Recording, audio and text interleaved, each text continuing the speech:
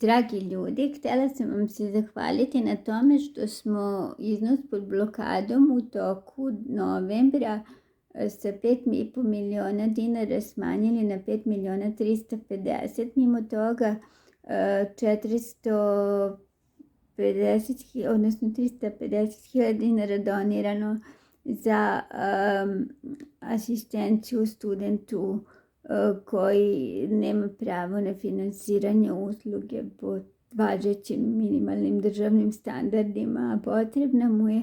Centar mu organizuje od novembra 2024. i ove donacije, donacije omogućile su da mu se ona pokrije do kraja godine. Sad, što se tiče sljedeće godine, finansiranje usluge je neizvesno ukoliko centar ne otkloni blokadu, a njemu je Centar socijalni rad 19. novembra odbio pravo na finansiranje asistencije zato što je procenjeno da ne ispunjava kriterijume po minimalnim državnim standardima koji nisu menjani od 2013. O tome sam govorila u prethodnom videu. Osoba koja nema pravo, trenutno ima mogućnost ili da uslugu finansira sama, što u njegovom slučaju, s obzirom na prilike u kojima živi i na uzrast, nemoguće. A s druge strane, znači druga opcija je da novac prikuplja ili sam donacijama ili da to umjesto njega radi neko drugo pravno lice. Pri tome je u pitanju i zapošljavanje asistenta, tako da trenutno, znači, sem centra nijedna drugo licencirana organizacija, odnosno institucija za pružanje ove usluge ne organizuje asistenciju osobama koje nemaju pravo, a potrebna im je.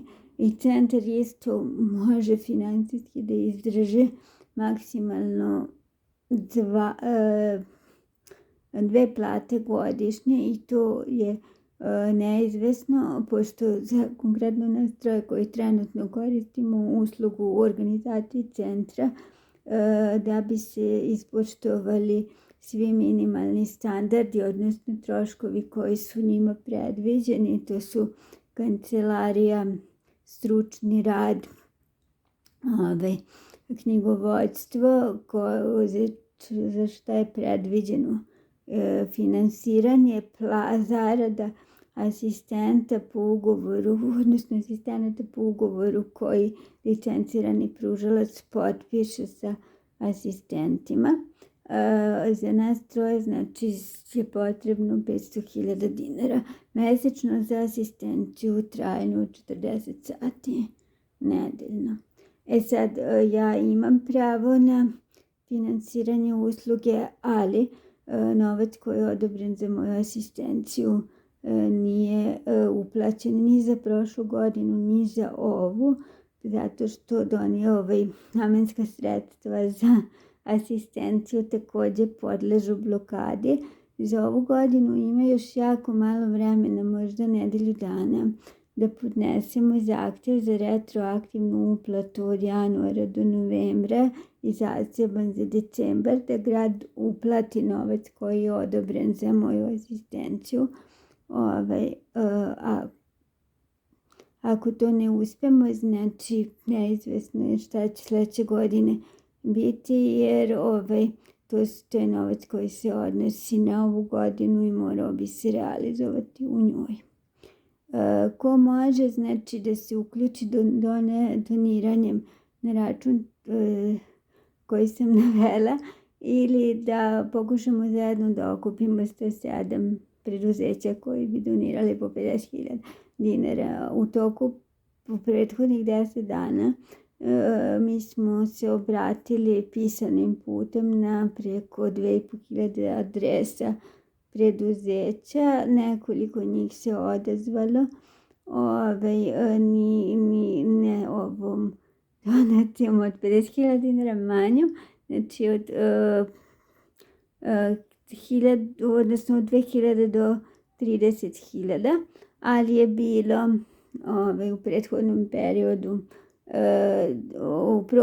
Najčešće se ljudi opredeljuju za donacije od 5.000 ili 15, a bilo je nekoliko po 50 i bila je jedna po 100 za ovu namenu.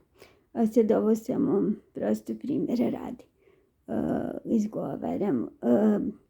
Jasno mi je da je jako komplikovano i da smo svi zajedno u velikoj neizvesnosti, ali ono što jeste sada izvesno što se centra tiče jeste da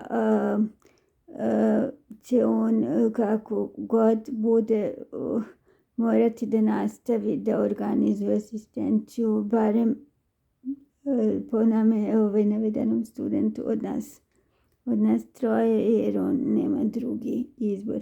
I zbog toga mi je sada važno da uradimo sve što možemo, a ja prosto želim da dok sam ovdje, odnosno dok se ne promene državni minimalni standard, što mene lično ne dotiče, jer ja imam pravo, ne dotiče me u smislu ugroženosti prava, ali bih voljela da dođemo do toga da se asistencija finansira direktno osobi na njeno ime i na njen račun, pa da mi imamo prava da odaberemo da li ćemo sami zapošljavati svoje asistente ili će to umjesto nas uraditi neko pravno lice, odnosno ko će nam asistirati, s obzirom na to da po zakonu o socijalnoj zaštiti lokalna samouprava procenjuje da li ima potrebu da uvede ovu uslugu u svoju odluku o socijalnoj zaštiti i one su uglavnom uvedena tamo gdje je bio aktivan pokret za samostalni život ili je bilo nekolicina studenata kojima je prosto asistencija nužna, pa su se oni sami ili njihovi roditelji izborili da se usluga uvede u sistem. Znači, to još uvek, to sam u prošlom videu rekla, da je manje od 500 ljudi punoletnih koriste asistenciju u oko 30 opština u Srbiji, što je strašno. Znači, ukoliko bi se ta prepreka, pri tome usluga jeste skupa zato što su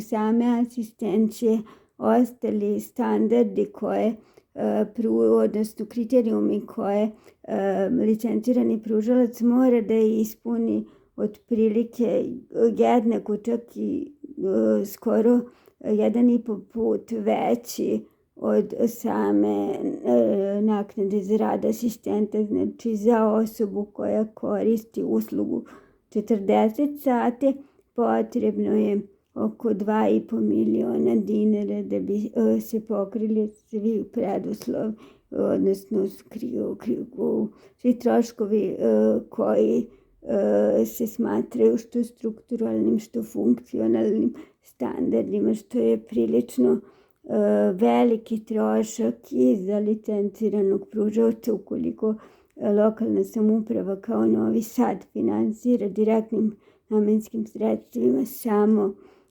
naknadu za rad neto plus doprinose asistentima, ili ukoliko se to radi putem javne nabavke, onda se na uštrb naknade za rad asistentima pokrivaju ostali troškovi. I tu onda prosto dobili smo neodrživ sistem.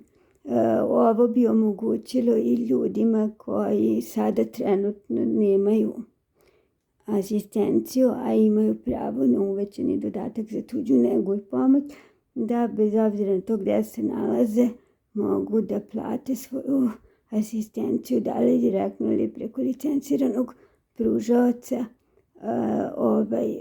ugovorom o radu i da odluče ko će im asistirati.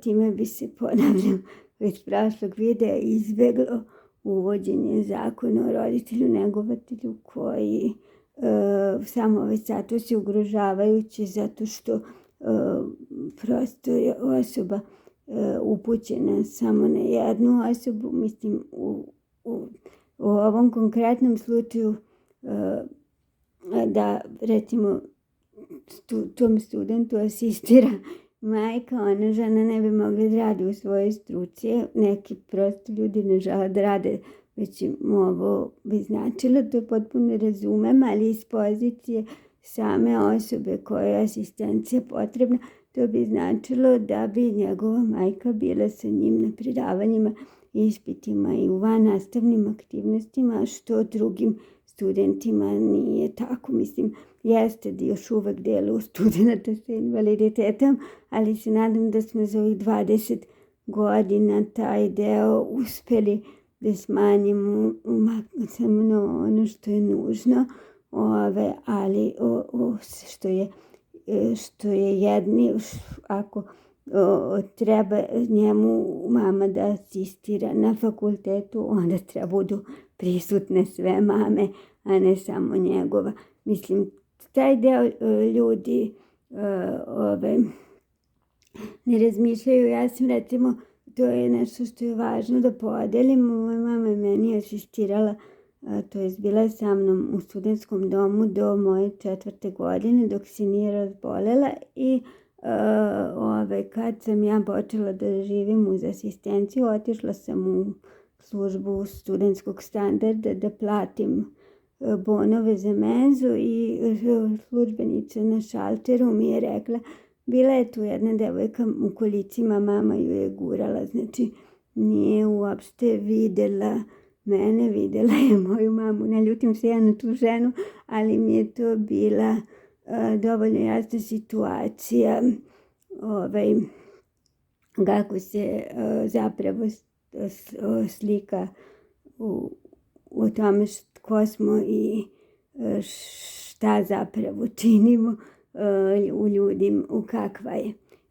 Jedan kolega, kad smo pred 2005. godine, 4. i 5. radili kampanju za smanjenje socijalne distance prema osobama s invaliditetom u Vojvodini, rekao je da u susretu sa osobama sa invaliditetom ljudi vide invaliditet, ne vide osobu, i to je prosto jedan primjer da to jeste tako, a način da se to promeni jeste da budemo prisutni i uključeni tamo gdje su svi na način koji je prosto autentično naš, i ako nekog negde nema ili ako ga ima na taj način što podrazumevajući način brige nekoga o nekome, onda mi zapravo ne postižemo, mislim, jesmo tu, ali kao neko ko je integrisan, a ne kao neko ko je uključen.